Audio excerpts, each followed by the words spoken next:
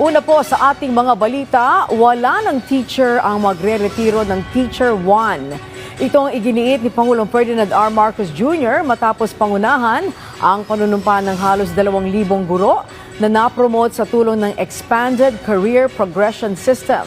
Pangako pa ng Pangulo, susuklian ng pamahalaan ang sakripisyo ng mga guro para sa bayan. Si Kenneth Pasyente sa sentro ng balita.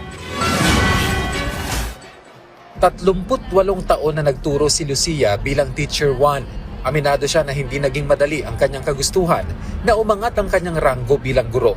Dati po yung naging substitute teacher, provisional, tapos teacher 1 po. Isa lang si Lucia sa libu-libong mga guro sa bansa ang may kaparehong hinaing sa promosyon. Kaya alinsunod sa pangako ni Pangulong Ferdinand R. Marcos Jr. na walang guro ang magre-retire na Teacher 1 lang, siya mismo ang nanguna sa mass oath-taking ng 1,991 na newly promoted na guro as school heads mula Bulacan at Pampanga. Kabilang sa mga napromote ang mga guro mula Teacher 2 patungong Teacher 7, Master Teacher 1 na naging Master Teacher 3, at mga School Principal 1 na napromote bilang Principal 4. Sa loob ng matagal na panahon, meron sa inyo ang nawalan na ng pag-asa na mapopromote pa.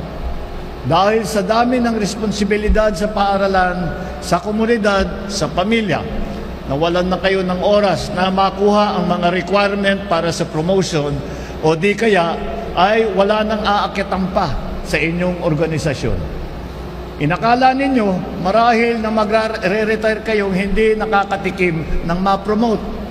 Hindi ako papayag na hindi masuklian ang inyong sakripisyo.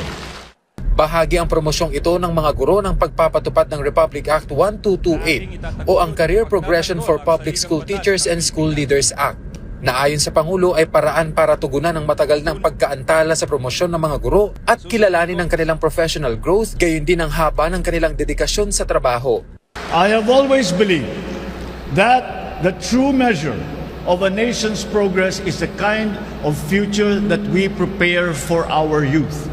Policies and programs set the direction, but it is through you, our teachers, that these aspirations take root and grow. In this age, many of our challenges require discipline, honesty, empathy, values first learned at home and strengthened in your classrooms through your example.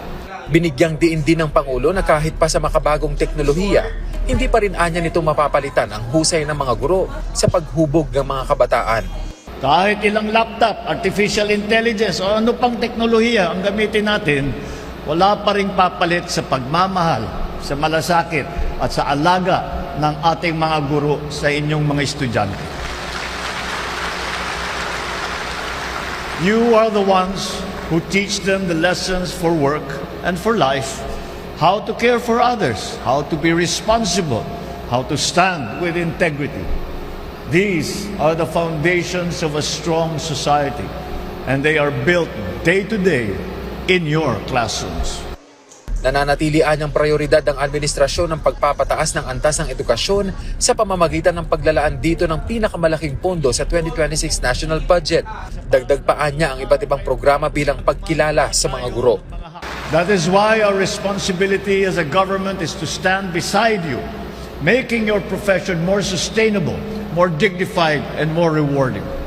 Kagaya ng aking nasabi sa dati, prioridad natin ang edukasyon hanggang matapos ang administrasyong ito. Sobrang saya po kasi po sa 38 years na Teacher 1, hindi ko po inaasahan na talaga pong magre-retire na po ako.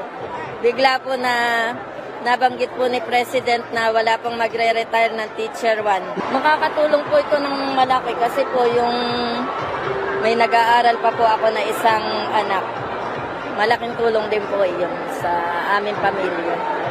Sa ngayon, nasa 16,000 na guro na ang napromote sa ilalim ng ECP system at nasa 40,000 application ang kasalukuyang under review. Kenneth Pasyente para sa Pambansang TV sa Bagong Pilipinas.